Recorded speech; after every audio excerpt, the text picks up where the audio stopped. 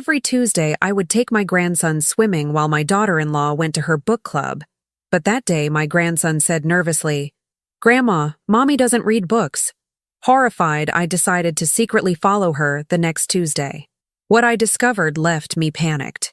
Don't forget to subscribe to the channel and comment where you're watching from. I have learned, in my 67 years on this earth, that the most devastating secrets often arrive wrapped in innocence. They come through children's mouths, tumbling out like pebbles that start avalanches. That Tuesday afternoon in late September, as I drove my grandson Mark home from the Riverside Community Pool in suburban Portland, I had no idea that my life, and the lives of everyone I loved, was about to fracture along fault lines I didn't know existed. Mark sat in the back seat, his dark hair still damp, chlorine-scented, his Spider-Man towel bundled on his lap. Usually, he chattered the entire drive, recounting his underwater adventures, his improving backstroke, the diving board he'd finally conquered. But that day, silence filled my Honda like water rising in a sealed room. "Everything all right, sweetheart?" I glanced in the rearview mirror, catching his reflection. His 8-year-old face was pinched with something I couldn't immediately identify. Worry? Fear? Grandma Annette. He hesitated, picking at a loose thread on his towel. "Can I ask you something?" "Of course, darling. Anything." "What's a book club?" I smiled, keeping my eyes on the road as we turned onto Maple Street. "Well, it's when people get together to discuss books they've all read. They talk about the stories, the characters, what they liked or didn't like. Your mother goes to one every Tuesday, doesn't she?" The silence that followed lasted too long. When I looked in the mirror again, Mark was staring out the window, his small hands clenched around the towel. "Mark?" "Grandma." His voice came out small, strained. "Mommy doesn't read books." I nearly swerved into the wrong lane. "What do you mean?" "She doesn't read books," he repeated, and now I heard it clearly. The nervousness, the burden of a secret too heavy for his narrow shoulders. I've never seen her read a book, not ever. And last week, when I asked her what book her club was reading, she got really quiet and said I should mind my own business. He paused, then added in a whisper, "She looked scared, Grandma." My hands tightened on the steering wheel. Rose, my daughter-in-law, had been attending this supposed book club for 6 months now. Every Tuesday evening, regular as clockwork, she'd kiss my son Joseph goodbye, drop Mark at my house for a swim lesson and dinner, and drive off in her silver Toyota. She'd return around 9:30, always looking exhausted, sometimes with red-rimmed eyes she'd blame on allergies or a sad ending. "Maybe she reads on her tablet," I offered, trying to reassure him, and myself. "Lots of people do that now." "Maybe." But Mark didn't sound convinced, and neither was I. When we pulled into their driveway on Willow Creek Road, a tidy, split level in a development that had sprouted up 5 years ago, I helped Mark gather his swim gear. Rose's car was already there, though it was only 4:30. Her book club didn't start until 6. "Does Mommy seem okay to you?" I asked carefully, crouching to Mark's eye level on the front walk. "Happy?" He shrugged, but his eyes darted toward the house. "She's been different. Dad says she's just tired from work." He bit his lip. "But sometimes I hear them arguing at night, and Mommy cries a lot when she thinks nobody's listening." A cold finger traced down my spine. "What do they argue about?" "Money, mostly, and someone named Ray. Dad gets really angry when she mentions Ray." Ray. I didn't recognize the name, but it lodged in my mind like a splinter. Rose opened the door before we reached it, her smile too bright, too fixed. She was 34, pretty in an understated way, with auburn hair usually pulled back in a practical ponytail. Today, she looked pale beneath her makeup, and I noticed, now that I was looking, the tremor in her hands as she reached for Mark's swim bag. "How was the pool, honey?" "Good. I did 8 laps." Mark's earlier tension evaporated in his mother's presence, or perhaps he'd simply learned to hide it. He hugged her and disappeared into the house, leaving Rose and me on the threshold. "Thanks for taking him, Annette. You're a lifesaver." The gratitude in her voice sounded genuine, but underneath it I detected something else. Desperation? Relief? "It's always my pleasure. Rose?" I hesitated, choosing my words carefully. "Is everything all right? You look tired." "Just work stress." She glanced over her shoulder into the house, then back at me. Busy season at the office, you know how it is. Rose worked as a medical billing coordinator at a local clinic. Steady work, but hardly the kind that led to breakdown-level stress. I'd been a legal secretary for 30 years before retiring. I knew the difference between tired and terrified. And your book club tonight? I kept my voice light, conversational. What are you reading? The blood drained from her face so quickly I thought she might faint. Her hand clutched the doorframe. Oh, we're between books right now, just discussing what to read next. She was lying. The knowledge settled in my chest like a stone. Well, have a good time, I said, watching her carefully. Joseph's working late again? Until 7 probably. Big project deadline. Her relief at the topic change was palpable. I'll drop Mark at your place around 5:45 if that's okay. Of course. I walked back to my car, my mind racing. In the side mirror, I watched Rose close the door, saw her lean against it for a moment before disappearing into the house's interior. That evening, after Mark had eaten the spaghetti I'd prepared and was absorbed in a nature documentary, I sat at my kitchen table with a cup of chamomile tea growing cold in my hands. My husband Frank had died 3 years ago, and in the silence of my small ranch house, I'd learned to hear things I'd missed before, the whisper of intuition, the quiet alarm bells that age and experience had taught me to trust. Something was wrong, very wrong, and whatever Rose was doing on Tuesday evenings, it wasn't discussing literature with suburban housewives. I thought of Mark's worried face, his small voice saying, "Mommy doesn't read books." I thought of Rose's trembling hands, her pallor, those red-rimmed eyes, the mysterious Ray that Joseph argued with her about, the money problems. When Rose picked Mark up at 9:40 that evening, she looked worse than she had that afternoon. Her makeup had been reapplied hastily, but it couldn't hide the exhaustion etched in her features. Her hands shook as she helped Mark with his jacket. "Thank you, Annette," she said again, not meeting my eyes. "I don't know what we'd do without you." "Rose."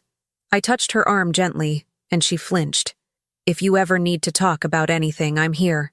You know that, don't you?" For a moment, something cracked in her carefully maintained facade. Her eyes filled with tears, and she opened her mouth as if to speak. But then Mark called from the doorway, and the moment shattered. The mask slid back into place. "I know. Thank you. We should go." I watched them drive away, Rose's taillights disappearing down the quiet suburban street, and made a decision. Next Tuesday, I wouldn't just take Mark swimming and wait innocently at home. Next Tuesday, I would follow my daughter-in-law to her book club. I would uncover whatever secret she was hiding, whatever was eating away at her from the inside. Because I'd seen this kind of fear before, in my years working at the law firm, in the faces of clients who'd gotten tangled in situations they couldn't escape. This wasn't just stress or exhaustion. This was the face of someone being hunted. I spent the rest of the week preparing, though I told myself I was overreacting. I found an old street atlas in Frank's study. I'd never trusted GPS for everything, and a small notebook where I could record observations. I felt ridiculous, like a child playing detective, but I couldn't shake the memory of Mark's anxious face, Rose's trembling hands. On Monday evening, Joseph stopped by with Mark for a quick visit. My son looked haggard, 20 pounds heavier than he'd been at his wedding 8 years ago, his hairline receding faster than his 36 years warranted. The software company where he worked as a project manager had been demanding lately, but this seemed like more than workplace stress. "Mom, can we talk?" he asked, after Mark had gone into the backyard to play with the bird feeders. "Of course, sweetheart." He sank into Frank's old armchair, the leather creaking beneath him. "It's about Rose." My heart rate accelerated. "What about her?" "She's been..." He rubbed his face with both hands. "Different. Distant. These Tuesday book clubs, I don't know. Something feels off about them. She comes home exhausted. Sometimes her eyes are all red like she's been crying. And when I ask about it, she shuts down completely. Have you asked her directly what's wrong?" "Of course I have. She says everything's fine, just work stress and the book discussions get emotional sometimes." He laughed bitterly. "Emotional books. As if I'm supposed to believe that." I thought carefully before speaking. Joseph, has Rose seemed afraid? To you? He looked up sharply. Afraid? Of what? I don't know. I'm just asking. There's this guy, he said slowly. Ray something. Ray Thornton, I think. She mentioned him a few months ago. Said he was an old friend who'd contacted her on social media. Wanted to catch up. I didn't think much of it at first, but then I saw texts on her phone. Nothing inappropriate, but he keeps asking to meet her, and she keeps saying no. And recently, he trailed off. Recently what? Recently, I think she's been scared. Of him. When his name comes up, she goes pale. But she won't tell me why. Won't explain who he really is or what he wants. Joseph's hands clenched into fists. I'm her husband. Why won't she trust me? I reached across and squeezed his arm. Maybe she's trying to protect you. Or herself. Sometimes people carry burdens alone because they're ashamed. Or because they think they can handle it themselves. Well, she can't handle it alone. Whatever it is, it's destroying her. Destroying us. He stood abruptly. I should go. Early meeting tomorrow. After they left, I stood at my kitchen window, watching darkness settle over the neighborhood. Ray Thornton. A name now, attached to Rose's fear. Someone from her past. Someone she was refusing to see. Someone Joseph knew about but didn't understand. Tomorrow was Tuesday. Tomorrow, I would discover what Rose was really doing every week. Tomorrow, the mystery that had been building like thunderclouds on the horizon would finally break open. I just didn't know yet what storm was coming, or whether I was prepared to weather it.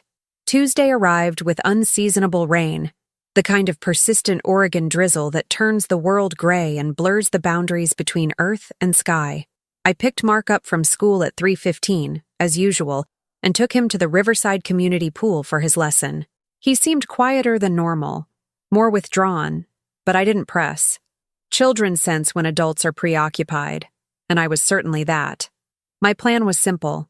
After dropping Mark at home around 4:30, I would position myself down the street from their house and wait for Rose to leave for her book club. Then I would follow her, maintaining enough distance to avoid detection, but staying close enough not to lose her in traffic. It felt invasive, deceitful, but every time doubt crept in, I remembered the terror in Rose's eyes, the way her hands trembled, Mark's worried voice saying, "Mommy doesn't read books." At 4:40, I parked 3 houses down from the split level on Willow Creek Road, partially concealed behind a neighbor's overgrown rhododendron. The rain provided additional cover, limiting visibility. I felt absurd, a 67-year-old woman playing private investigator in her sensible Honda. But I stayed. Rose's silver Toyota remained in the driveway. Through the rain-streaked windshield, I watched the house, checking my watch repeatedly. 5:15, 5:30, 5:45. The book club supposedly started at 6, and the drive to wherever she was going typically took her about 20 minutes based on her return times. At 5:50, the garage door opened and Rose's car backed out. Even from this distance, I could see her checking her mirrors obsessively, her movements jerky with anxiety. She turned right out of the development, heading toward the main highway. I waited until she'd turned the corner, then followed, my heart hammering against my ribs. The route Rose took surprised me. Instead of heading toward the trendy downtown area where book clubs might convene in coffee shops or libraries, she drove east, toward the older industrial section of Portland. The neighborhoods grew progressively rougher, the houses more dilapidated, the businesses more questionable. 20 minutes later, she pulled into the parking lot of a squat brick building on Henderson Street. A discreet sign near the entrance read, New Horizons Wellness Center. I parked across the street behind a delivery van, watching as Rose sat in her car for several minutes, her head bowed, before finally getting out and walking quickly to the entrance. A wellness center. My mind raced through possibilities. Therapy? Medical treatment? But why the secrecy? Why the elaborate deception? I waited 15 minutes, then crossed the street and approached the building.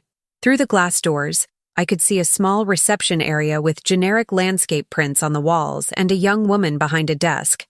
A placard beside the entrance listed services: substance abuse treatment, individual counseling, group therapy, family support programs. The truth hit me like a physical blow. Substance abuse treatment. Rose was in recovery. The book club was group therapy, or counseling sessions, or support meetings. That's why she came home exhausted with red-rimmed eyes. That's why she couldn't tell Joseph, couldn't explain to Mark, couldn't trust anyone with the truth. My daughter-in-law was fighting addiction, and she was doing it completely alone. I stood in the rain, water soaking through my jacket, trying to process this revelation. Part of me wanted to burst through those doors and wrap Rose in my arms, tell her she didn't have to face this by herself. But another part, the part that had learned patience and discretion through decades of handling sensitive legal matters, warned me to wait, to understand more before revealing what I knew. I returned to my car, shivering, my mind churning. How long had Rose been struggling? What substance? How had no one in the family noticed? Or had we noticed and simply chosen not to see? And then I remembered Ray Thornton, the mysterious man from Rose's past, the one she refused to see, the one who made Joseph angry, the one who terrified her. A former partner in addiction, perhaps? A dealer? Someone who represented the life she was trying to leave behind? I was still sitting there, trying to piece together the fragments, when another car pulled into the wellness center's parking lot. A black Dodge Charger, aggressive and gleaming despite the rain. A man got out, tall, lean, probably in his late 30s, with dark hair slicked back and a leather jacket that looked expensive. He didn't go into the building. Instead, he leaned against his car, smoking a cigarette, his eyes fixed on the entrance. Waiting. My stomach clenched with instinctive alarm. Everything about his posture radiated menace, patience, predatory focus. He was watching for someone. And given that this was Rose's location, given everything I'd learned about Ray Thornton, I pulled out my phone and snapped several photos of the man and his car, zooming in on the license plate. Then I called Joseph. "Mom, is everything okay? Is Mark is fine, sweetie. He's at home. Joseph, I need you to listen to me carefully and not ask questions right now. Does Ray Thornton drive a black Dodge Charger?" Silence. Then, "How do you know about Ray's car?" "Does he?" "Yes." "Mom, what's going on? I think Rose might be in trouble. Real trouble. I can't explain right now, but I need you to trust me. Don't call her, don't text her. Just go home and stay with Mark. Lock the doors. I'll explain everything soon." "You're scaring me." "Good. Be scared. Be cautious. Just do what I'm asking, please." I hung up before he could protest further. My hands were shaking now, but not from cold. The man outside the wellness center had finished his cigarette and lit another. Still waiting. Still watching. Rose had been inside for over an hour now. At some point, she would come out. And when she did, Ray Thornton would be there. I couldn't let her face him alone. But what could I do? I was a retirement-age widow with no experience in confrontation, no physical strength to intervene if things turned violent. I reached for my phone again, considering calling the police. But what would I tell them? A man was parked outside a building, smoking? That wasn't a crime. At 7:30, the wellness center's door opened. Several people emerged in a small group, talking quietly. Rose wasn't among them. Ray Thornton straightened from his car, alert now, watching each person carefully.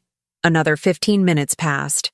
Then Rose came out alone, her jacket pulled tight around her, her head down against the rain. She was 10 feet from her car when Ray pushed off from his Charger and called her name. "Rose, we need to talk." Even from across the street, even through the rain and the closed windows of my car, I could see Rose freeze. Her whole body went rigid with fear. "I told you not to come here," she said, her voice barely audible but carrying the sharp edge of panic. "And I told you we've got unfinished business." Ray moved closer, not threatening yet, but definitely intimidating. "You owe me, Rose. $12,000 doesn't just disappear because you decided to get clean and play happy housewife. $12,000. My mind reeled. "What kind of debt? For what?"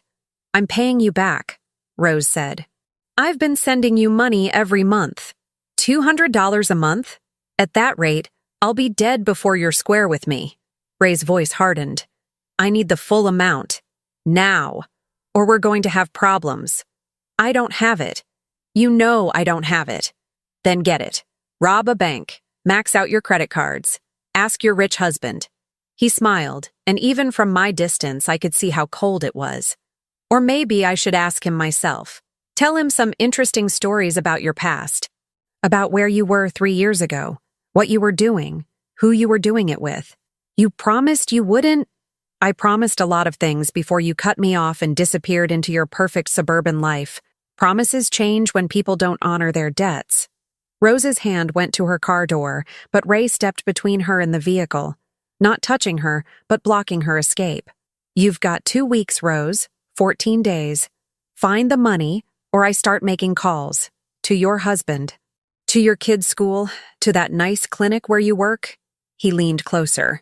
Maybe I'll even tell the counselors inside about some of the things we used to do to get our fixes. Wonder how that'll affect your recovery program. He stepped back then, returning to his car with the casual confidence of someone who knew he'd already won. The Charger's engine roared to life, and Ray pulled out of the parking lot, disappearing into the rain-soaked evening. Rose stood frozen by her car for a long moment. Then she collapsed against the driver's door, her shoulders shaking with silent sobs. I sat in my own car, gripping the steering wheel so hard my knuckles ached. Rage burned through me. Rage at Ray Thornton for his cruelty. Rage at whatever circumstances had led Rose into addiction and debt. Rage at my own helplessness in this moment. But beneath the rage, something else crystallized. Determination. Rose was in treatment, fighting to rebuild her life. But Ray Thornton represented her past, a past that wouldn't release its grip, that threatened to destroy everything she was working toward. He had leverage, debt, secrets, shame, and he was using it to extract money she didn't have, threatening her family, her recovery, her entire future.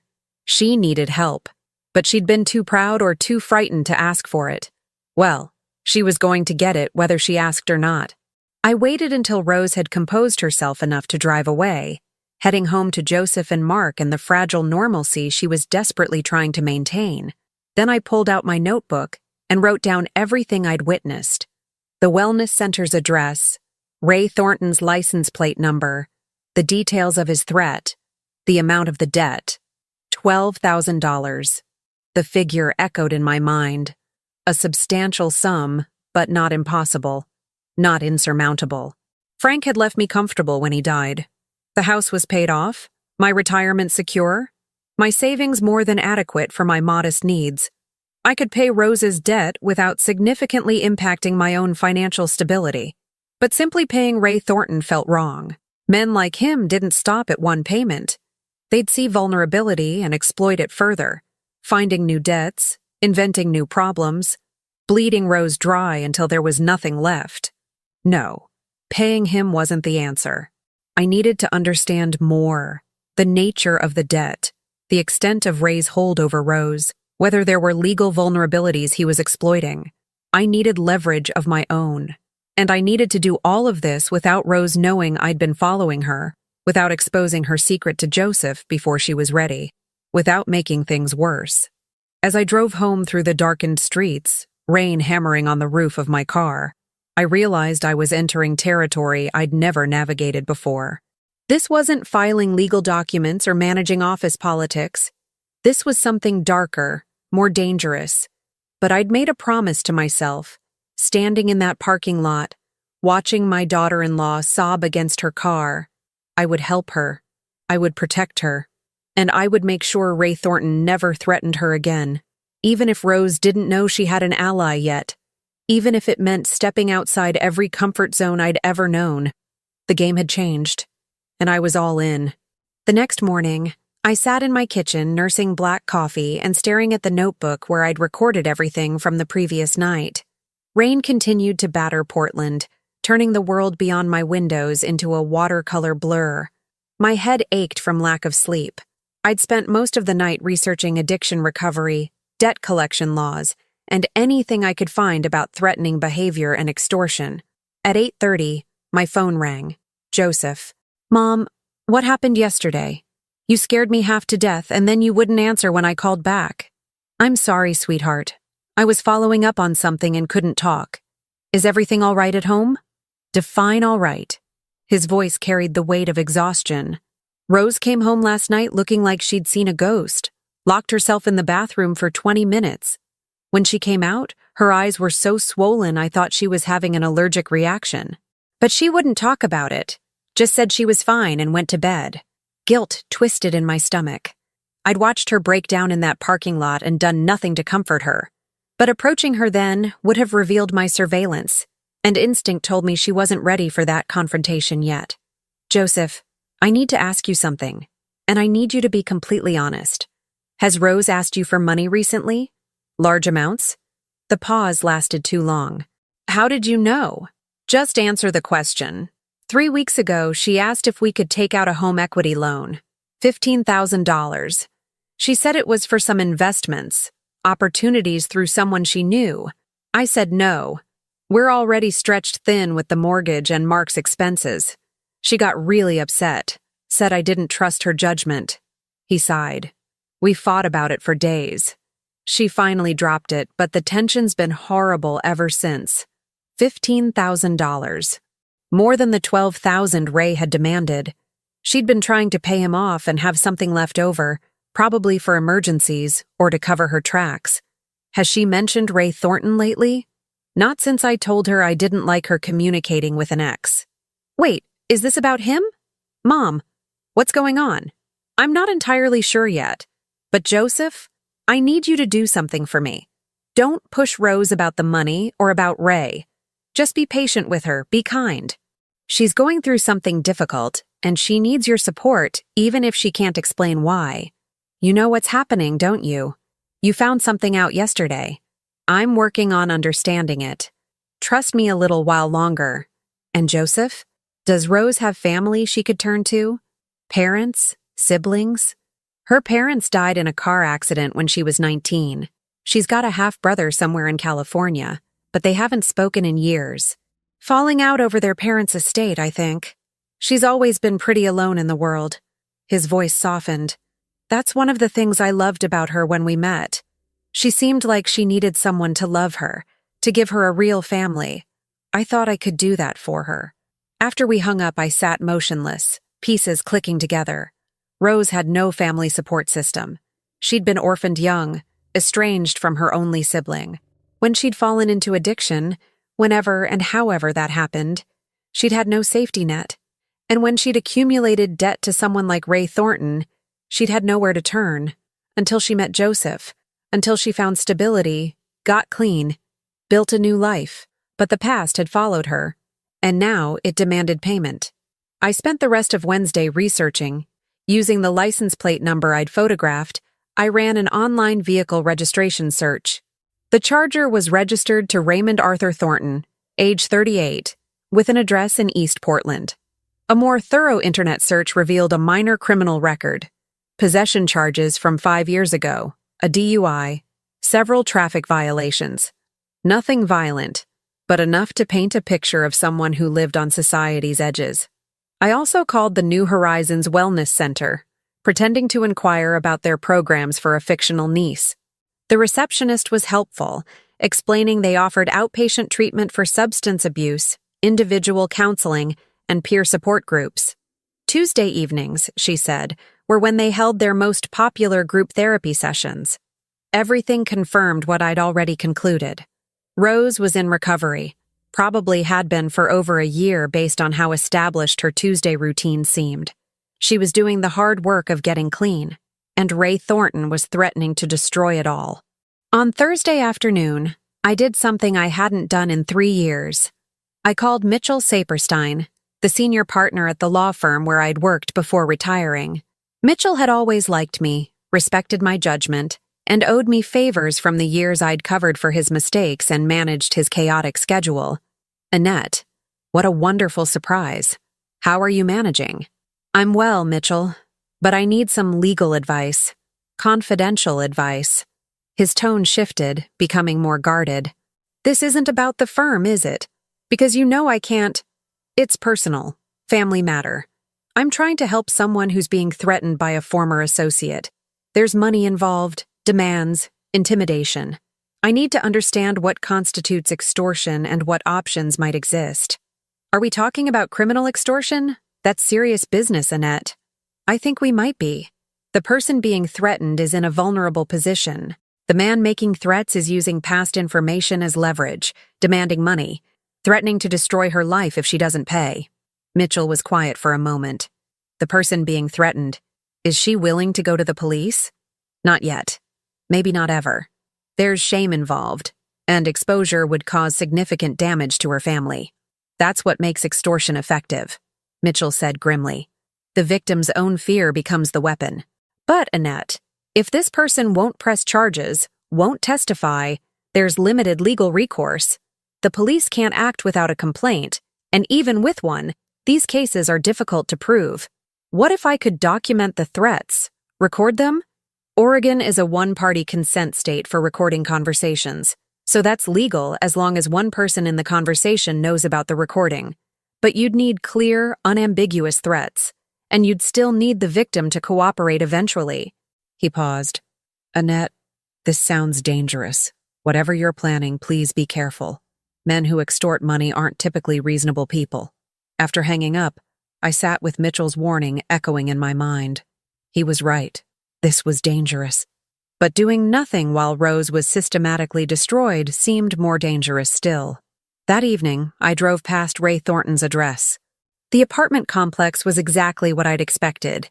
Sagging balconies, weedy landscaping, cars in various states of disrepair filling the parking lot. Ray's Charger sat in spot 2B, gleaming incongruously among the rust and primer. I didn't stop, just drove slowly past, observing, gathering information. A plan was forming in my mind, risky and probably foolish, but I couldn't see another path forward. On Friday, Rose called me, the first time she'd initiated contact beyond our Tuesday arrangements. Annette, I'm sorry to bother you, but would you be able to take Mark this Saturday? Joseph and I need to discuss some things, and I'd rather Mark not be around for the conversation. Her voice sounded hollow, defeated. My heart broke for her. Of course, sweetheart. What time? Could you pick him up around 10? I'll get him after dinner, probably 6 or 7. Saturday morning arrived cold and clear, the rain finally gone. I collected Mark, who seemed relieved to escape whatever tension was filling his house. We spent the day at the Science Museum, then returned to my place for homemade pizza. But the whole time, my mind churned with worry about what was happening between Joseph and Rose. At 6:30, my phone rang. Joseph, not Rose. Mom, can you keep Mark tonight? Rose and we had a really bad fight. She left. She won't answer her phone and I don't know where she went. Ice flooded my veins. What did you fight about? Money, Ray, everything. I finally pushed her to tell me the truth about what's been going on, and she completely shut down, started crying, said I wouldn't understand, that she'd ruined everything. Then she grabbed her keys and left. His voice cracked. Mom, I'm scared. What if she does something stupid? What if... She won't. Rose is stronger than you think. Did she take anything with her? Clothes, belongings? Just her purse and phone. Her car's gone. Then she's probably somewhere thinking, trying to clear her head. Give her space. She'll come back when she's ready. But after I hung up, my own certainty wavered. A woman in crisis, fighting addiction, drowning in debt, cornered by threats and secrets. What might she do? Where might she go? The answer came to me with sickening clarity. She might go to Ray Thornton. She might try to reason with him, beg for more time, offer something other than money to reduce her debt. I grabbed my jacket and keys. Mark was watching a movie in the living room, absorbed and content. I couldn't take him with me, but I couldn't leave him alone either. I called my neighbor Glenda, a retired teacher who'd known Mark since he was born. Glenda, I have an emergency. Can you come sit with Mark for an hour or two? He's watching TV and won't be any trouble. Of course, Annette. Is everything all right? I hope so. I'll explain later. 10 minutes later, with Glenda settled on my couch and Mark happily munching popcorn, I drove toward East Portland, toward Ray Thornton's apartment, toward whatever confrontation might be unfolding there. The parking lot was half empty when I arrived at 7:40. Rose's silver Toyota sat 3 spaces from Ray's Charger, and lights blazed in apartment 2B on the second floor. I parked at the far end of the lot and sat there, hands trembling on the steering wheel. What was I doing? I was a 67-year-old widow with no plan, no backup, no real idea of what I'd find or how to handle it. But Rose was up there, possibly in danger, and I was the only person who knew where she was. I pulled out my phone and opened the voice recording app, pressing record and slipping the phone into my jacket pocket. Then I got out of the car and climbed the external stairs to the second floor, my heart hammering so hard I thought it might burst through my chest. Apartment 2B. I could hear voices inside, Rose's high and strained, Ray's low and menacing. I pressed my ear to the door. "Told you I don't have it. Why won't you listen to me?" "Because I'm tired of listening. I'm tired of waiting. I'm tired of you pretending you're some clean suburban princess when I remember exactly what you used to be. That's not who I am anymore." "Then prove it. Give me my money or I start making calls tomorrow. Your husband, your work, your kids' school, everyone's going to know who Rose really is." I knocked on the door. Hard. The voices inside stopped abruptly. Footsteps approached, and the door swung open to reveal Ray Thornton. Up close, he was harder looking than I'd thought, with cold eyes and a cruel set to his mouth. "Who are you?" "I'm Annette Larson," I said, keeping my voice steady despite the fear coursing through me. "Rose's mother-in-law. And you and I need to have a conversation about the threats you've been making against my family." Ray Thornton stared at me for 3 long seconds, his expression cycling through surprise, confusion, and finally settling on cold amusement. Behind him, I could see Rose frozen in the middle of a shabby living room, her face drained of all color. "Annette, how did you—" Rose's voice came out strangled, panicked. "Mother-in-law," Ray said slowly, stepping aside with exaggerated courtesy. "Well, this is interesting. Please come in. Join our little family reunion." Every instinct screamed at me to run, but I stepped across the threshold into an apartment that reeked of cigarette smoke and something chemical I couldn't identify. The furniture was minimal and cheap: a sagging couch, a scratched coffee table covered with beer bottles and overflowing ashtrays, a television mounted on the wall playing a muted action movie. "Annette, you need to leave," Rose said, moving toward me. Her eyes were red and swollen. Mascara tracked down her cheeks. "This doesn't concern you. Everything that affects my family concerns me." I looked directly at Ray, "Especially when someone is threatening and extorting one of my own." Ray laughed, closing the door behind me with a soft click that sounded ominously final. "Extorting? That's a serious accusation, Mrs. Larson. Rose here borrowed money from me, $12,000 to be exact. I'm simply asking her to repay what she owes. That's called collecting a debt, not extortion. Is that what you call threatening to expose her past to her husband and employer? Threatening to contact her son's school?" I kept my voice level, professional, the tone I'd perfected over 30 years of dealing with difficult attorneys and hostile witnesses. Because in legal terms, that's textbook extortion, using threats to obtain money or property from someone. "You recording this conversation, old lady?" Ray's eyes narrowed, and he moved closer to me.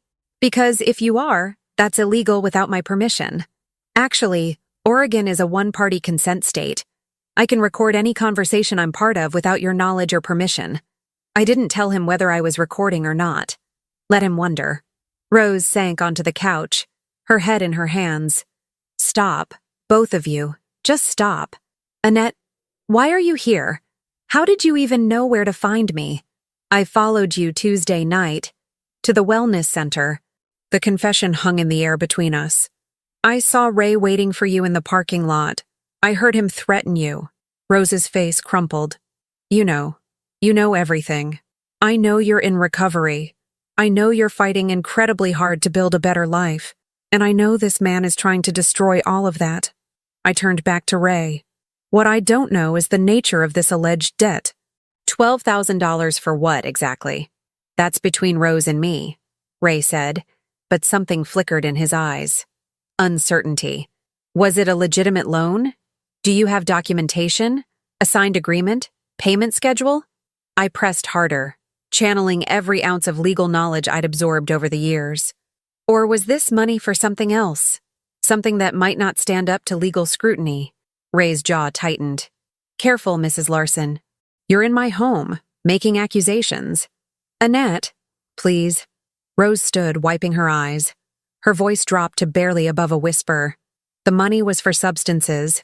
When I was using, Ray was my boyfriend then, and my dealer. I owed him for months of everything. When I got clean, when I left that life, I promised I'd pay him back. I've been trying, but it's not enough. It's never enough. The admission seemed to drain the last of her strength. She swayed slightly, catching herself on the arm of the couch. So there's no legitimate debt, I said, my eyes never leaving Ray's face.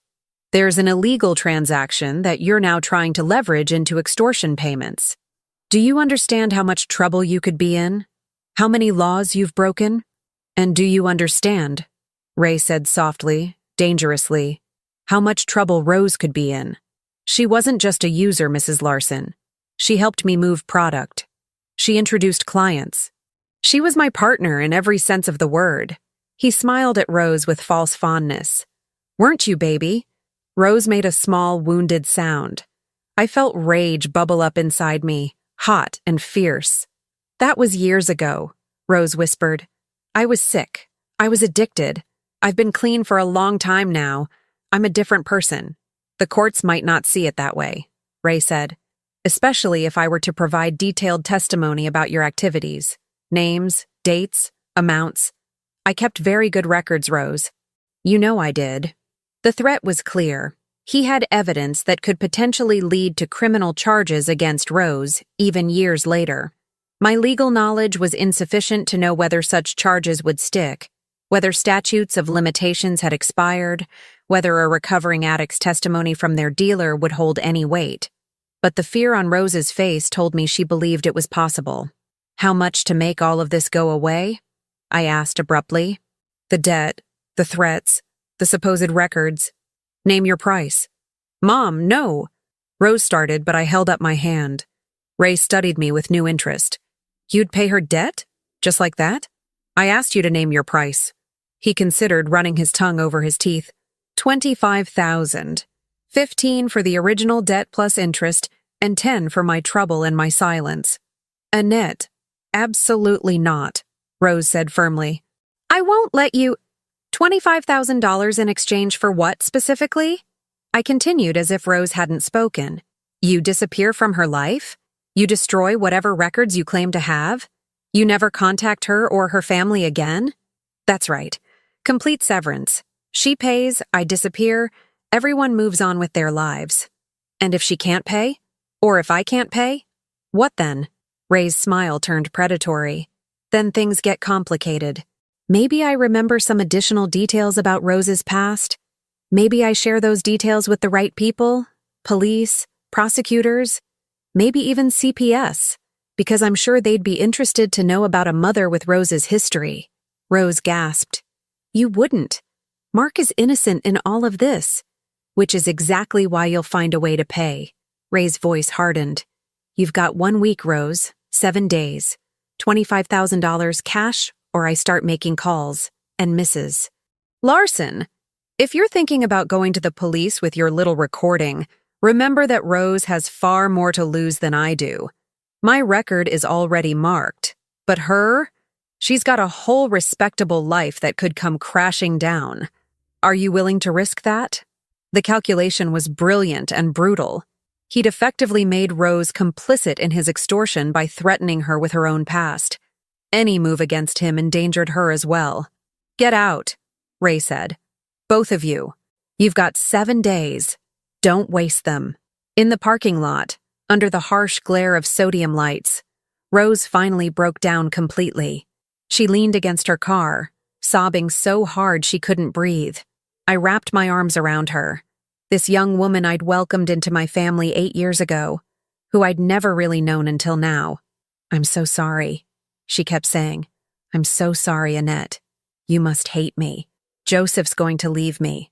I'm going to lose Mark. I'm going to lose everything. Stop, I said firmly, holding her tighter. Listen to me, Rose. You are not going to lose anything. Do you hear me? We're going to fix this. How? There's no fixing this. Even if you paid him, and you absolutely will not, he'll just come back for more. Men like Ray, they never stop. And if we go to the police, he'll tell them everything. I could go to jail, Annette. I could lose custody of Mark. Then we don't go to the police. Not yet, anyway. My mind was racing, sorting through possibilities. But we're not paying him either. There has to be another way. There isn't. I've been thinking about this for months, going over every option. There's no way out that doesn't end with me destroyed.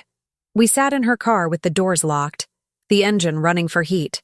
Slowly, between hitching breaths and fresh waves of tears, Rose told me her story, how she'd started using painkillers after a car accident at 21, how the prescription had run out but the need hadn't, how she'd found other sources, harder substances, until she'd been in the full grip of addiction, how she'd met Ray at 28, and he'd become her boyfriend, her dealer, her entire world. We were together for 2 years, she said dully. The worst 2 years of my life.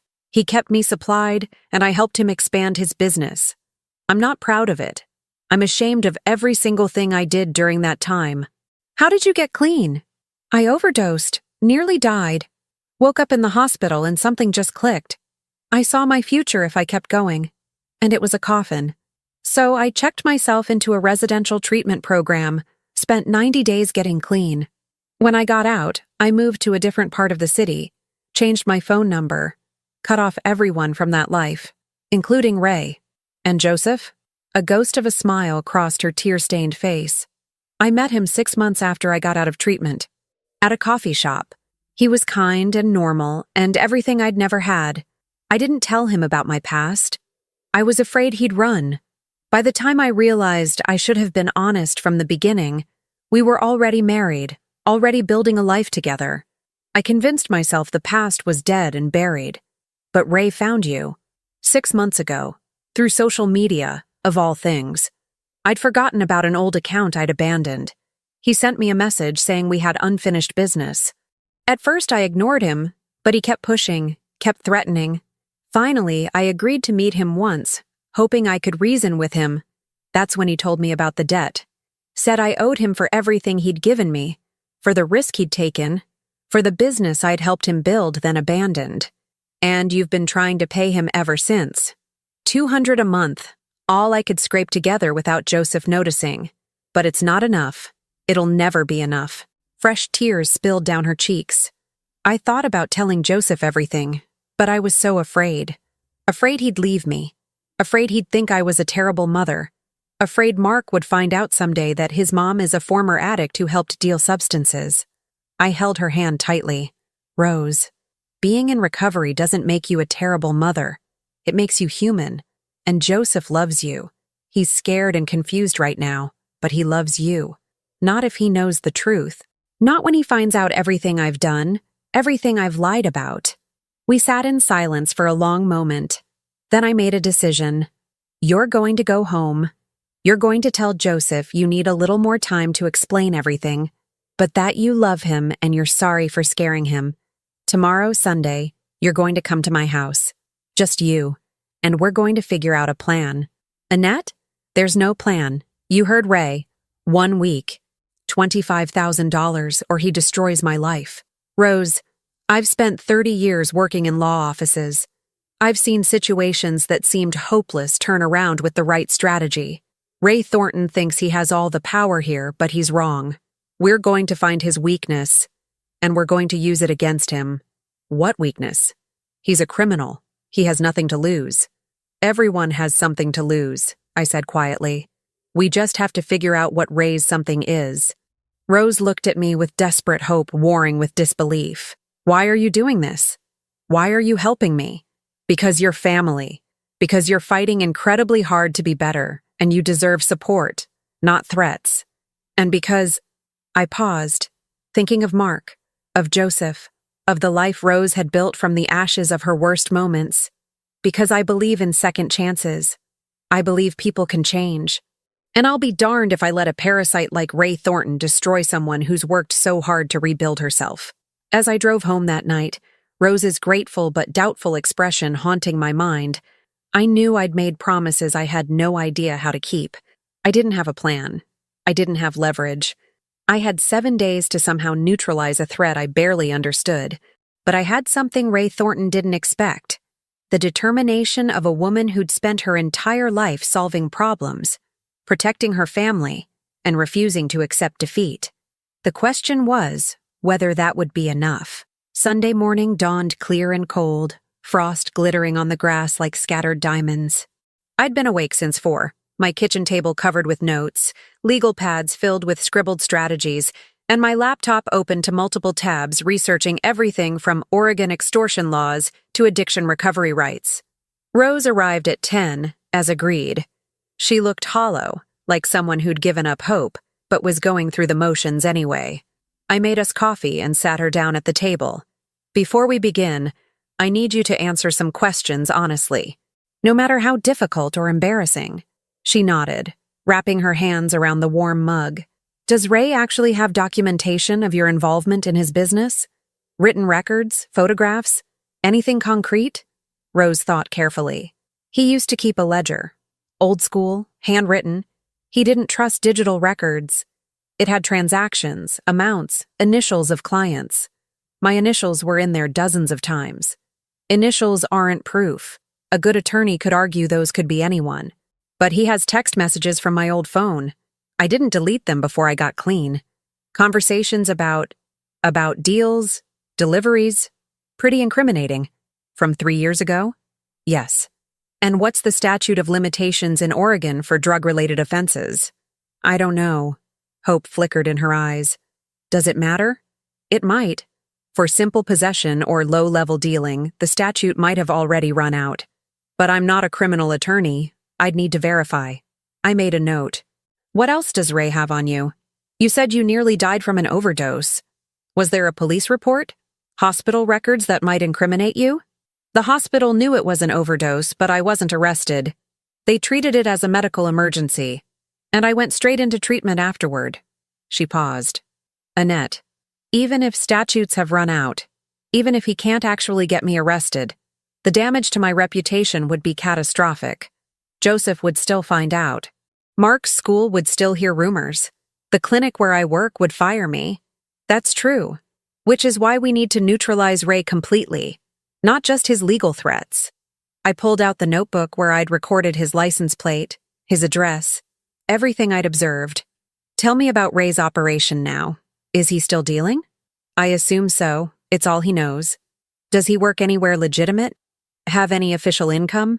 He used to do occasional construction work under the table. I don't know if he still does.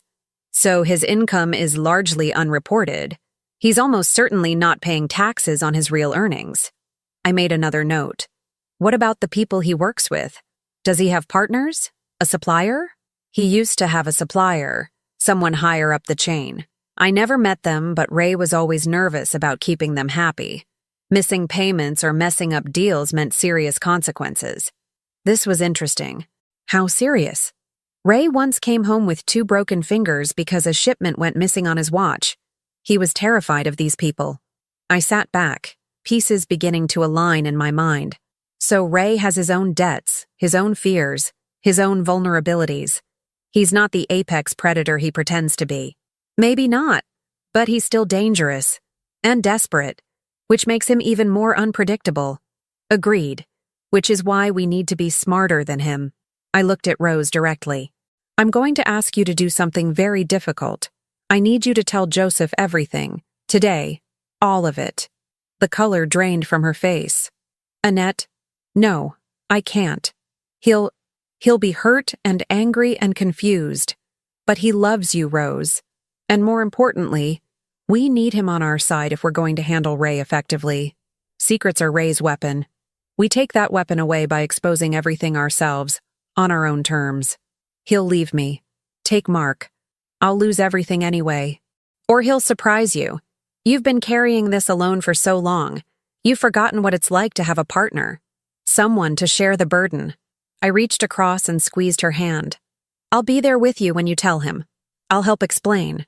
But it needs to happen today, because in 6 days Ray's deadline expires, and we need to be unified and ready. Rose sat silently for a long moment, tears streaming down her face. Finally, she nodded. Okay, I'll tell him. But what about Ray? What's the actual plan? The plan, I said slowly, is to give Ray exactly what he's afraid of.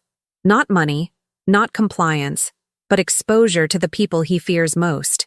Her eyes widened. You want to go after his supplier? Not directly. I want to make Ray believe we might. I want to create leverage that makes him more afraid of us than we are of him. How? I'm still working that out. But I think it starts with gathering more information about Ray's current operation, his patterns, his contacts, his vulnerabilities, and I think I know someone who might be able to help us. That afternoon, after Rose had gone home to prepare for the hardest conversation of her life, I made a phone call I never thought I'd make. To Tommy Breslin, a private investigator who'd occasionally worked with our law firm on sensitive cases. Tommy was in his 50s now, retired from the Portland Police Department after 20 years, with connections throughout the city's underground. Annette Larson.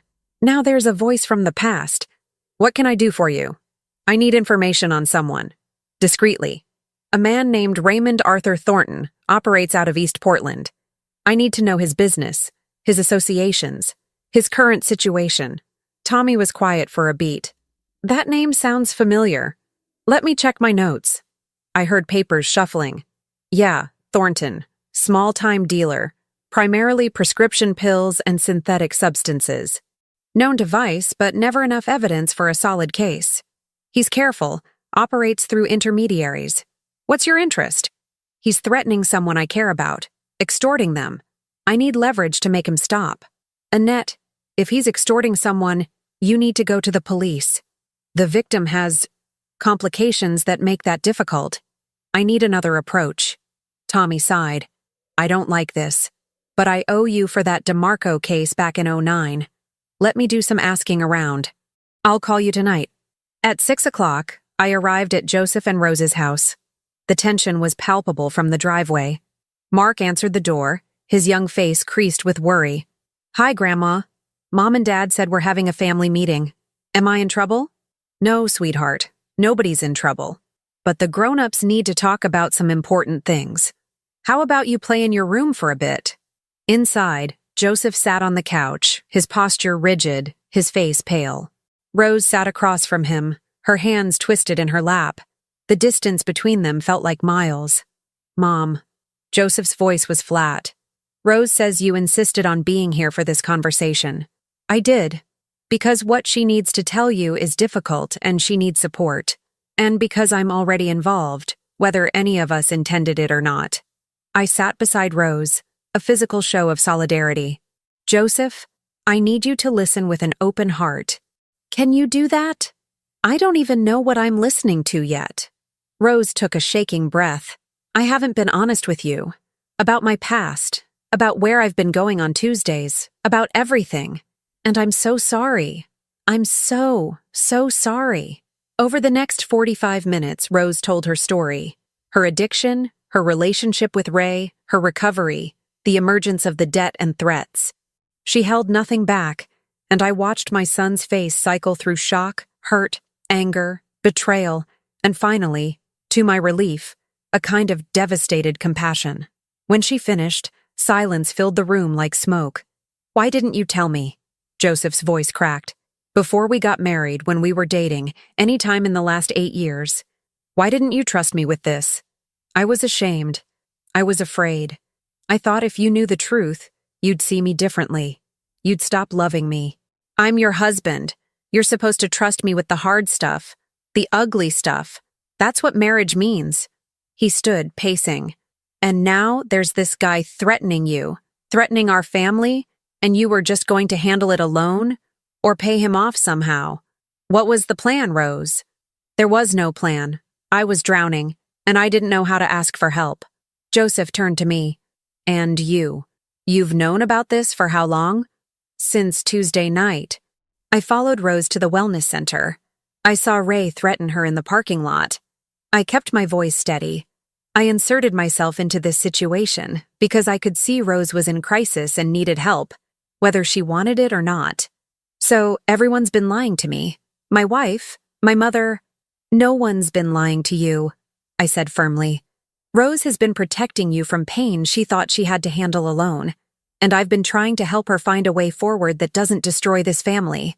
Now we're all here, together, and we need to decide how to handle Ray Thornton before his deadline expires. Joseph sank back onto the couch, his head in his hands. This is insane. This can't be real.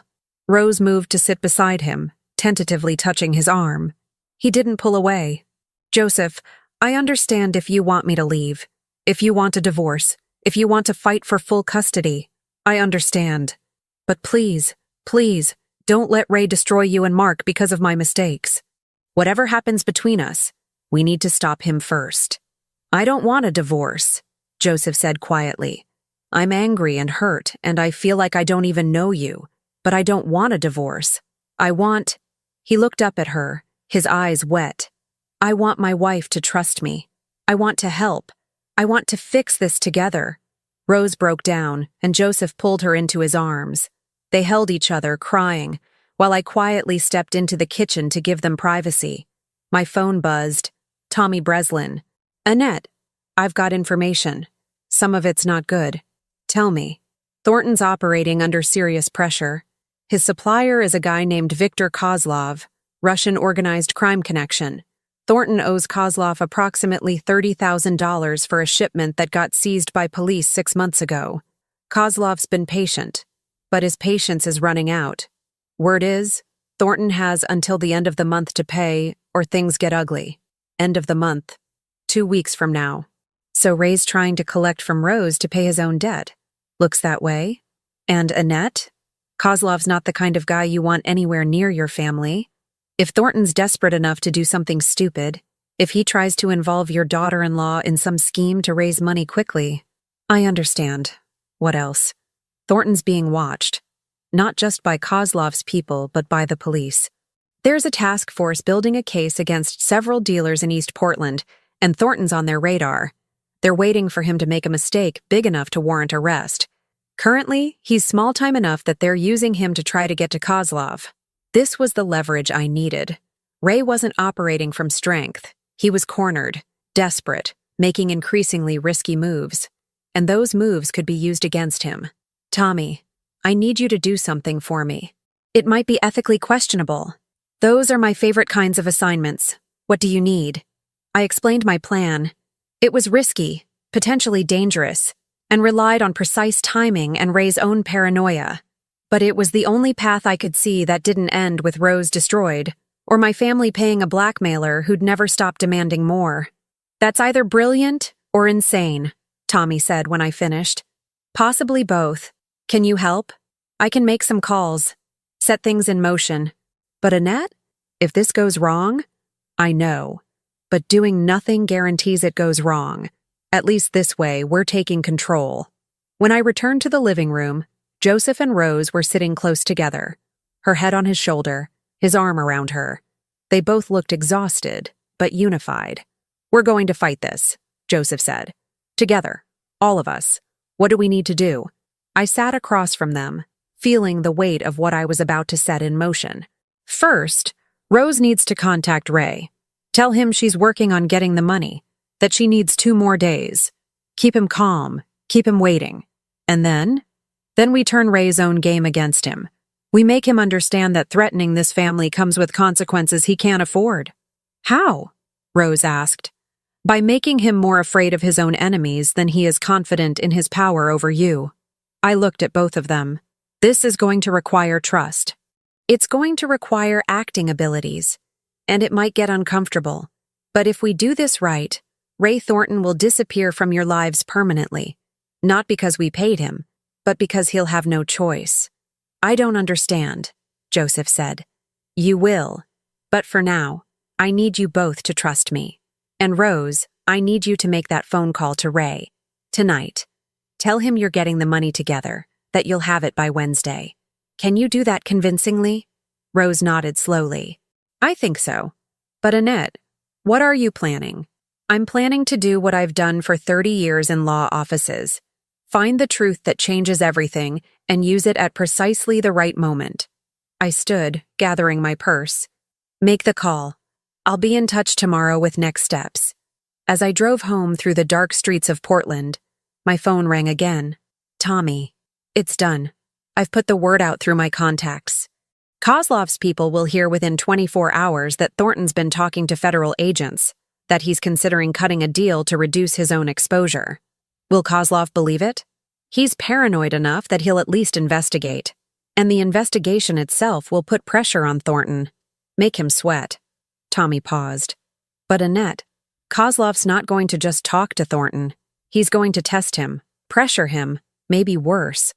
Are you prepared for that?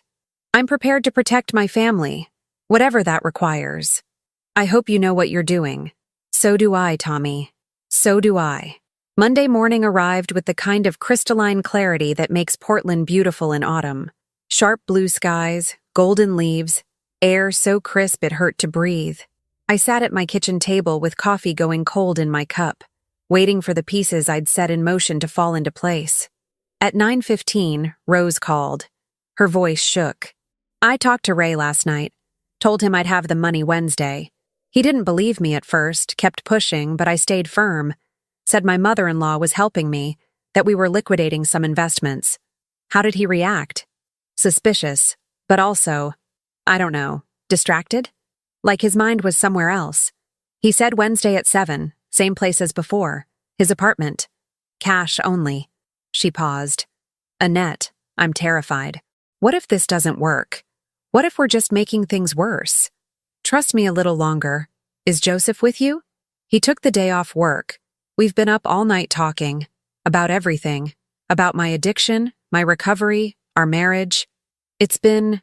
Her voice caught. It's been the most honest conversation we've had in years. Maybe ever. That's good, Rose. Whatever happens with Ray, you and Joseph being unified is what matters most. After we hung up, I spent the morning making careful preparations.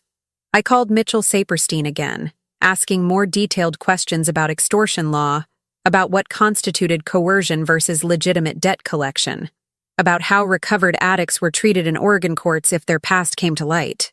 The picture he painted was complex but ultimately hopeful.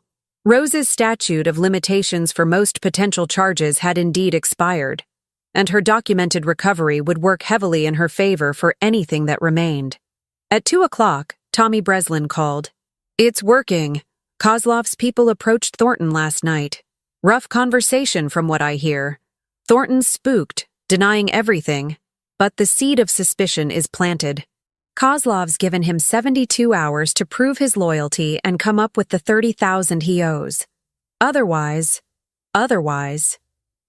Thornton's going to have bigger problems than collecting from your daughter-in-law. Tommy's voice turned serious. Annette, I've also been talking to my former colleagues in Vice. They're very interested in Thornton right now, especially if there's evidence of extortion. If you wanted to bring them in? Not yet. Let's see how Wednesday plays out first. You're playing a dangerous game. I'm playing the only game I know how to play, the long game, the patient game. That evening, Joseph and Rose came to my house for dinner. Mark came too, blissfully unaware of the drama swirling around him, chattering about a science project on volcanoes.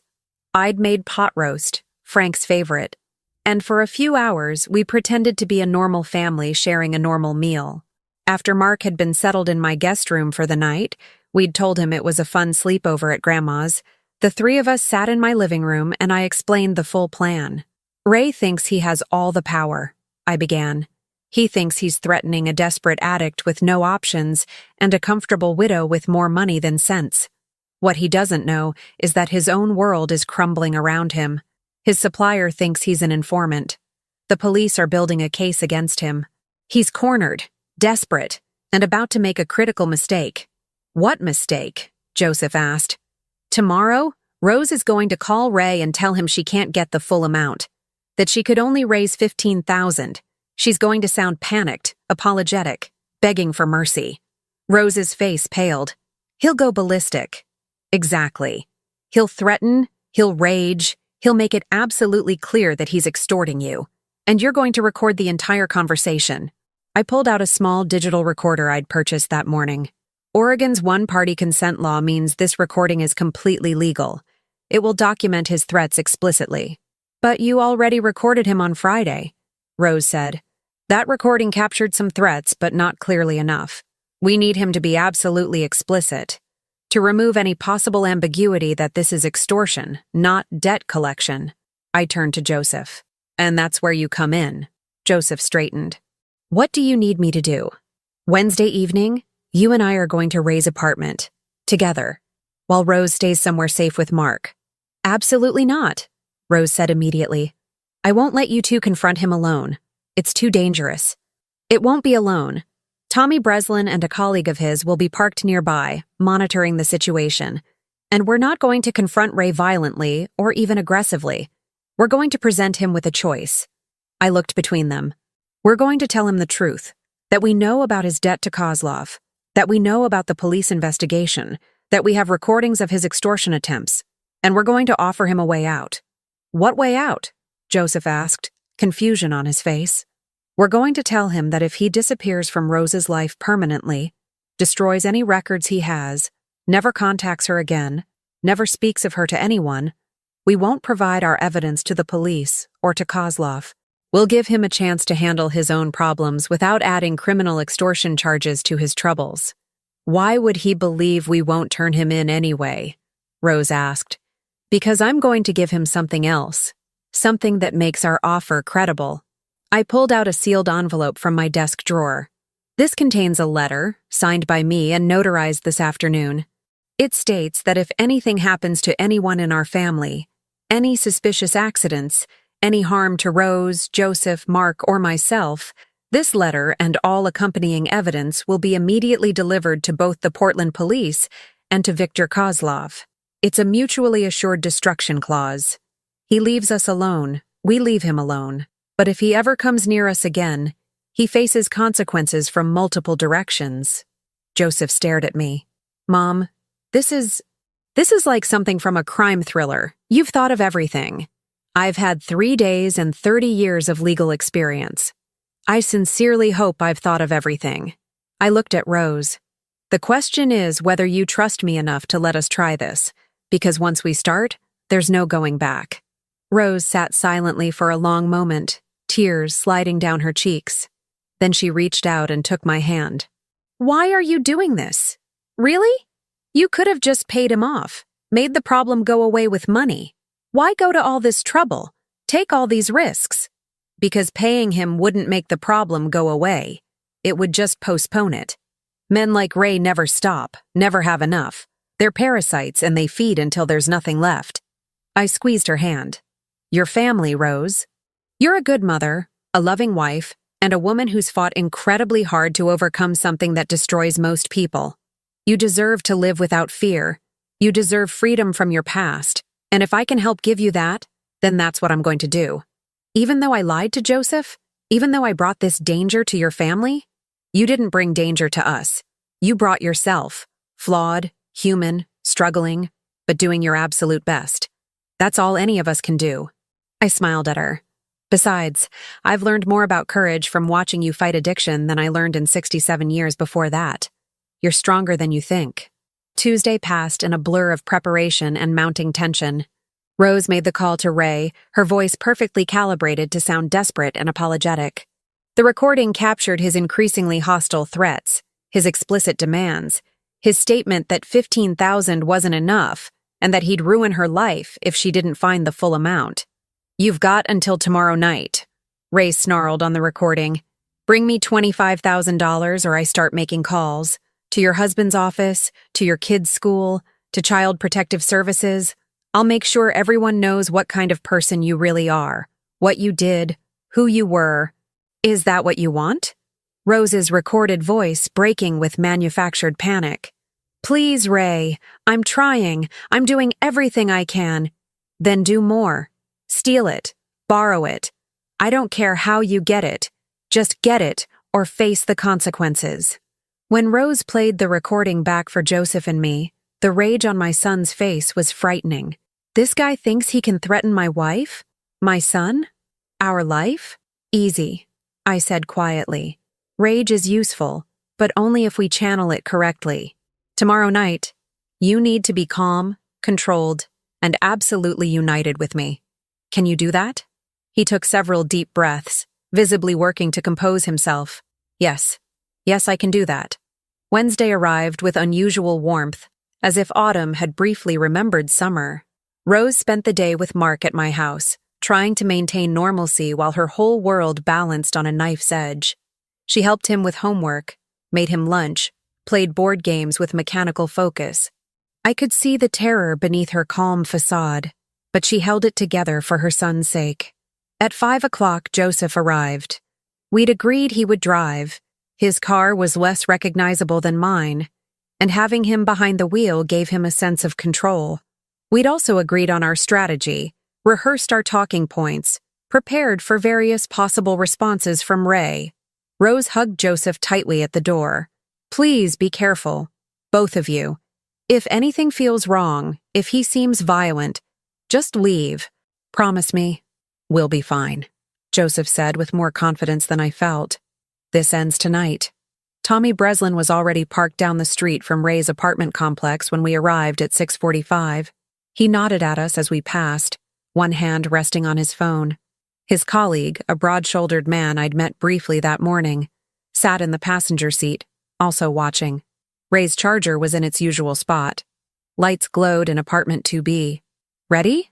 I asked Joseph. No. But let's do this anyway. The stairs to the second floor seemed steeper than they had on Friday. Or perhaps I was simply more aware of what we were walking into. Joseph knocked firmly on the door of apartment 2B. Ray opened it, surprise flickering across his face when he saw Joseph standing there with me. Well, the whole family shows up. Where's Rose? Where's my money? Rose is not coming, I said calmly. May we come in? We need to discuss your situation. My situation? Ray laughed harshly. You mean Rose's situation?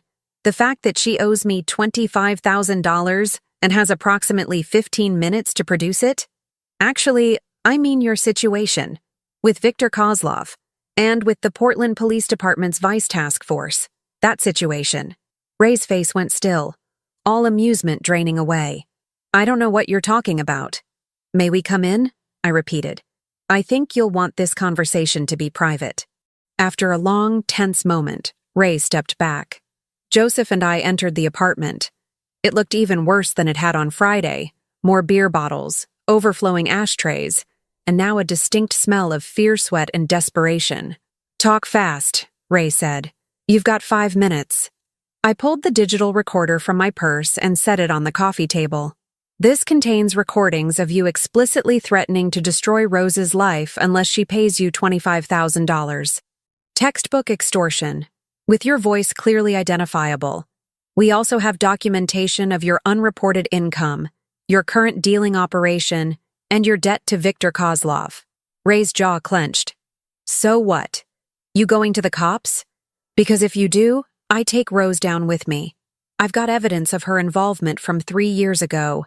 Evidence that's past the statute of limitations for most charges, I interrupted.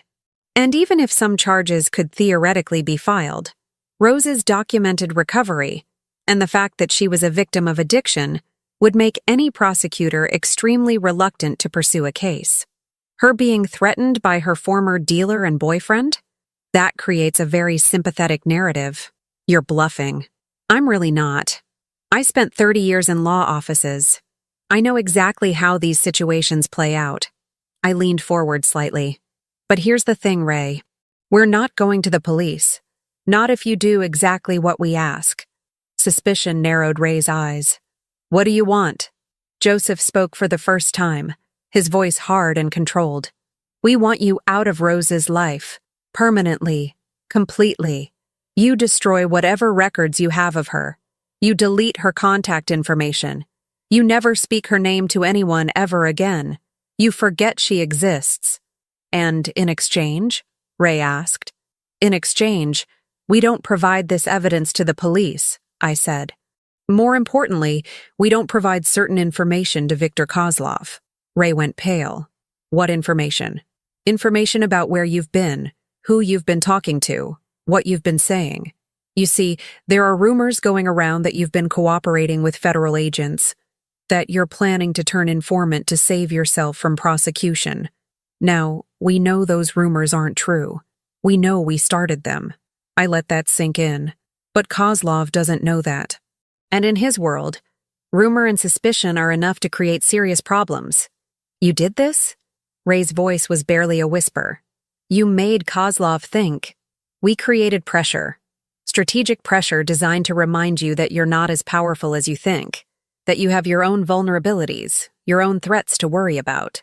I pulled out the sealed envelope. This letter, which has been notarized and copies of which are in 3 separate secure locations, states that if anything happens to anyone in our family, anything at all evidence about your extortion and your business will be delivered immediately to both the police and to Kozlov. It's insurance against revenge. Ray stared at the envelope like it was a snake. You have a choice, Joseph said.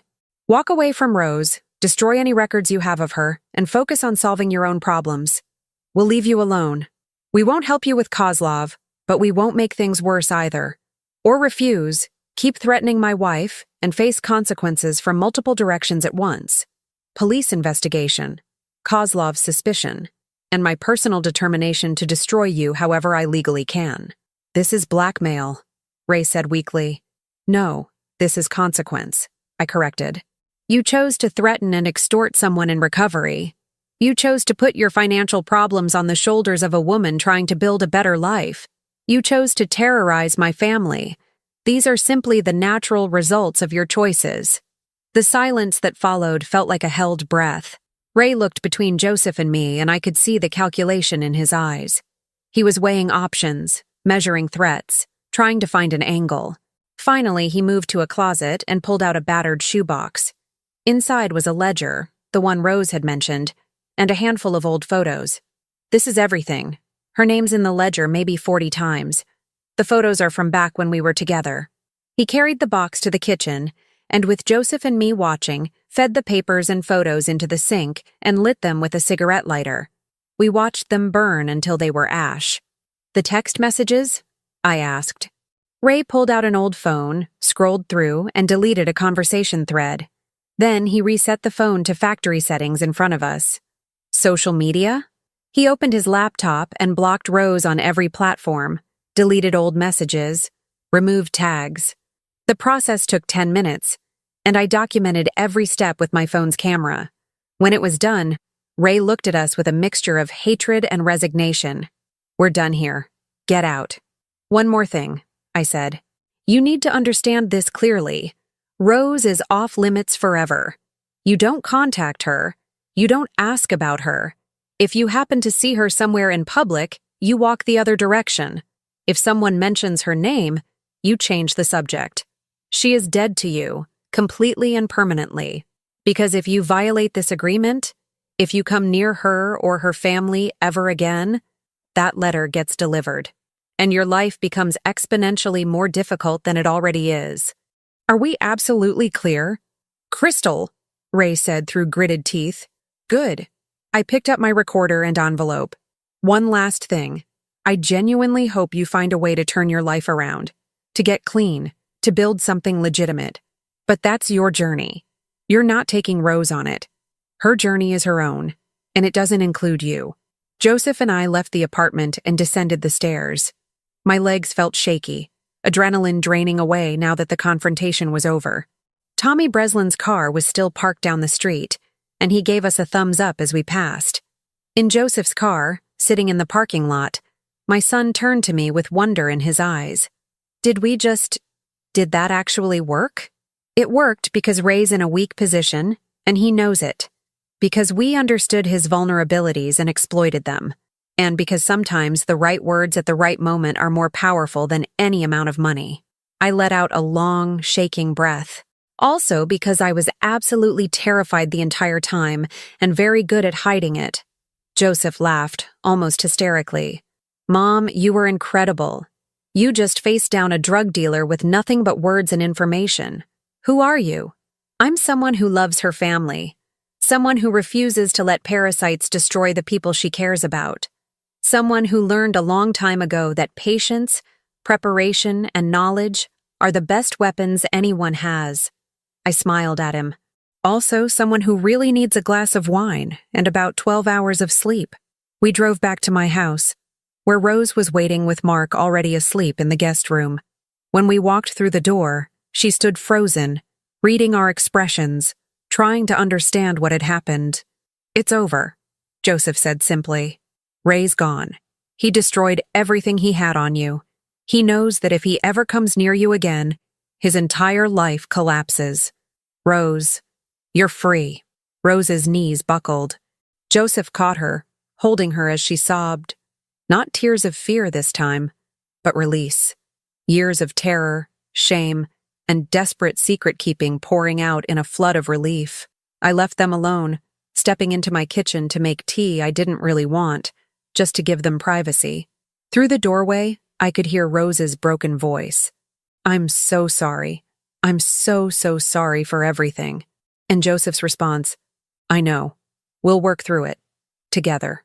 One day at a time. One day at a time." The recovering addict's mantra, now applied to a marriage that had been tested and survived. Not unscathed, but intact. Damaged, but still standing. 2 weeks later, Rose invited me to lunch. Just the two of us, at a quiet cafe near the wellness center. She looked different, lighter somehow, as if a weight she'd carried for years had finally been lifted. "I wanted to thank you," she said over soup and sandwiches neither of us was really eating. "For believing in me when I didn't believe in myself. For fighting for me when I was ready to surrender." "You fought for yourself," I corrected. "You got clean. You built a new life. You went to treatment every Tuesday even when it was hard. I just removed one obstacle from your path. One enormous obstacle." She smiled. "Joseph and I are in counseling now. Couples therapy, working through the trust issues, the communication problems. It's hard, but we're both committed to it. That's good. Marriage is work, but it's worth the work when both people are trying." And I told Mark, age-appropriate version, but the truth, that Mommy was sick for a while, that she took medicine that was bad for her, but she got help and got better. He asked a lot of questions, but he seemed to understand. She paused. He also said, "Grandma helped you, didn't she? Kids see more than we think." "They do indeed." Rose reached across the table and took my hand. "Annette, you gave me my life back. I don't know how to repay that." "You don't repay it. You live it. You stay in recovery, you love your family, you build the future you want. That's enough." I squeezed her hand. "And someday, maybe you help someone else who's drowning. That's how these things work. We save each other." As I drove home that afternoon, Portland spread out beneath an impossibly blue sky. I thought about Frank and the life we'd built together. He'd always said I was stronger than I knew, more capable than I believed. I'd dismissed it as a husband's bias, loving exaggeration, but maybe he'd been right. Maybe we spend our lives accumulating strength we don't recognize until we need it. Patience learned through decades of work. Wisdom earned through experience and loss. The quiet confidence of someone who's solved countless problems and knows that most challenges are just puzzles waiting for the right approach. I thought of Rose, fighting addiction with courage most people would never understand. Of Joseph, loving his wife through the revelation of painful truths. Of Mark, growing up in a family that had been tested and emerged stronger. And I thought of Ray Thornton, still out there, still dealing with his own demons and debts. I didn't wish him harm, but I didn't feel guilty either. Sometimes protecting the innocent requires confronting the dangerous. Sometimes love means being willing to step into darkness so others can stay in the light. My phone buzzed with a text from Rose. "Tuesday group therapy tonight. First time I don't have to lie about where I'm going. Thank you doesn't even begin to cover it." I smiled and typed back, "Proud of you. See you Friday for dinner? Wouldn't miss it. Love you, Annette." "Love you too, sweetheart." The sun was setting as I pulled into my driveway, painting the sky in shades of gold and rose. Inside my small ranch house, the silence felt peaceful rather than empty. Frank's chair still sat by the window. The kitchen table where I'd plotted strategy and made plans still bore the marks of my coffee cups. I was 67 years old. Too old for adventure, conventional wisdom would say. Too old for confrontation and danger and the kind of determined action I'd taken against Ray Thornton. But I'd learned something in these past few weeks. Age isn't about years lived. It's about wisdom accumulated, strength discovered, love deepened. I'd spent my life being careful, being sensible, staying within comfortable boundaries. And when it mattered most, I'd stepped outside all of those boundaries to protect my family. I'd faced down threats. I'd built strategies. I'd been patient and prepared, and ultimately victorious not through force but through intelligence. I wasn't the same woman I'd been 3 weeks ago. I was someone who knew her own capabilities, who'd tested herself and not been found wanting. The house that had seemed so empty after Frank's death now felt full again, full of purpose, full of proof that one person, armed with determination and love, could change outcomes, could save people, could matter. In the gathering darkness, I made myself dinner, poured a glass of wine, and sat in Frank's chair by the window. Tomorrow, Mark had a swimming lesson. Friday, I was hosting dinner for Joseph, Rose, and Mark. Saturday, Glenda and I were going to a matinee. Life continuing, family healing. The ordinary made extraordinary by the knowledge that we'd faced darkness and emerged into light. And somewhere in the city, a young woman was walking into a wellness center for her weekly group therapy. No longer afraid, no longer alone, no longer hunted. That was legacy enough for anyone. That was victory in its truest form. Now tell me, what would you have done if you were in my place? Let me know in the comments. Thank you for watching, and don't forget to check out the video on your screen right now. I'm sure it will surprise you.